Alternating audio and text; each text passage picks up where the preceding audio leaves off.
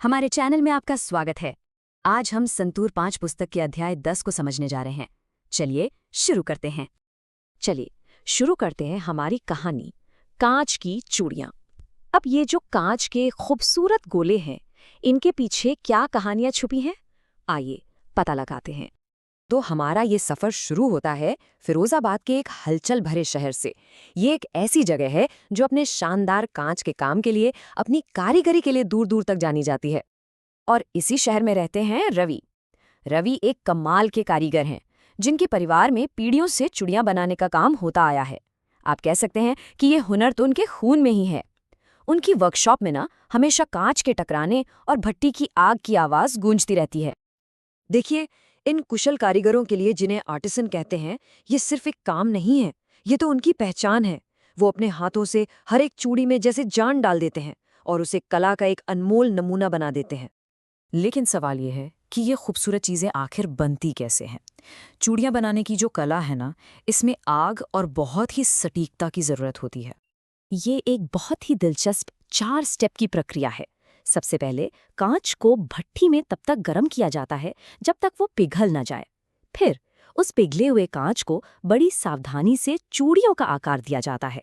इसके बाद उस पर खूबसूरत रंग और पारंपरिक भारतीय डिजाइन बनाए जाते हैं।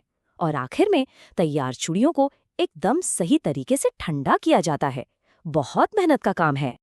और जानते हैं, हर एक चूड़ी को इस तरह से बनाया जाता है कि वो सिर्फ खूबसूरत ही नहीं, बल्कि लंबे समय तक चले। रंगों की तो बात ही कुछ और है।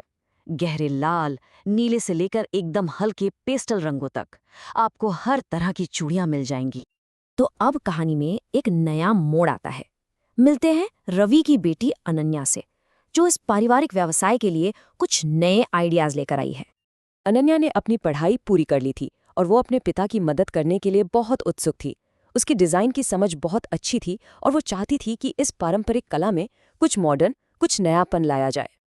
तो देखिए, रवि तो पारंपरिक भारतीय डिज़ाइन पर ही ध्यान दे रहे थे, लेकिन अनन्या का आइडिया कुछ और था। उसने कहा, क्यों ना हम इसमें मॉडर्न फ्लोरल और ज्योमेट्रिक पैटर्न भी शामिल करें, मतलब पुराने और नए का एक खूबसूरत मेल। अब रवि पहले तो थोड़ा हिचकिचाए।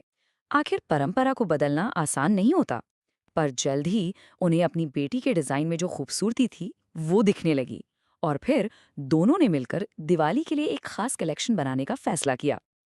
और फिर आया दिवाली का त्योहार। आप तो जानते ही हैं, रोशनी के इस त्योहार के दौरान चूड़ियों की मांग सबसे ज्यादा होती है। और यही उनके नए कलेक्शन के लिए एक असली परीक्षा थी।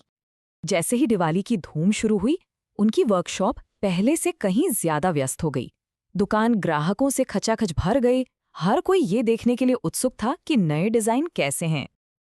और जानते हैं क्या हुआ? लोगों को नए डिजाइन बहुत पसंद आए। उनके जो नए चटकीले रंग और पैटर्न थे, वो सबको भा गए। नया कलेक्शन एक बहुत बड़ी सफलता थी। रवि और अनन्या जब लोगों को अपनी बनाई चूड़ियां पहने हुए देखते तो उन्हें बहुत गर्व महसूस होता। त्योहार की रोशनी में वो चूड़ियां जब चमकती थीं तो उनकी मेहनत सच में सफल होती हुई दिखती थी।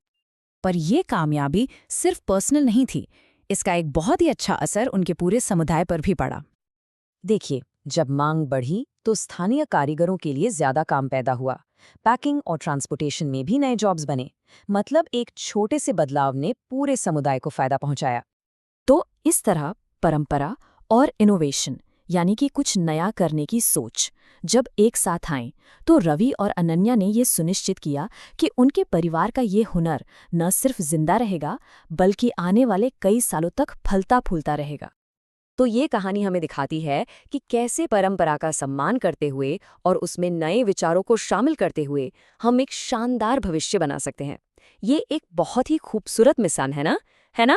देखने के लिए धन्यवाद। हमारे चैनल को लाइक, शेयर और सब्सक्राइब करना ना भूलें।